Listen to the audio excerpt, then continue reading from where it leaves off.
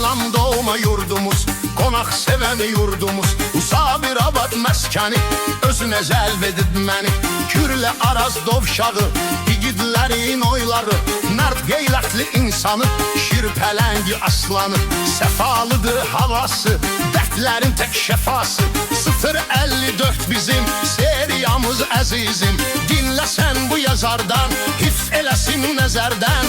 Oradan gözəl bir qardaş, çox dəyərli bir yoldaş. Nuri qardaşımızdan, daim yaddaşımızda. Sabirabad mərdidir, igidi hünərlidir. Hörmət edib həmişə, danışmağa gəlmişəm. Çəkib çoxlu əziyyəti, alıb yaxşı vəziyyəti. Maşına aid işləri, razı qalıb müştəri. Eşitsən bu şuarı, maşın aksesuarı. Maşına aid nə varsa, bu ünvanda taparsan. Keyfiyyətdə bir nömrə, belə doyulub günövrə. Soruşsalar hardadır, paytaxtımız Bakıdadır. Zəhmət keçdi bu oğlan, çalışır hər gün, hər an. Çalışıb gündüz gecə, özünü veribdi gücə. Əziyyətlə çalışıb o, el içində tanına bu. Sözü bütördü həm də düz, aydın.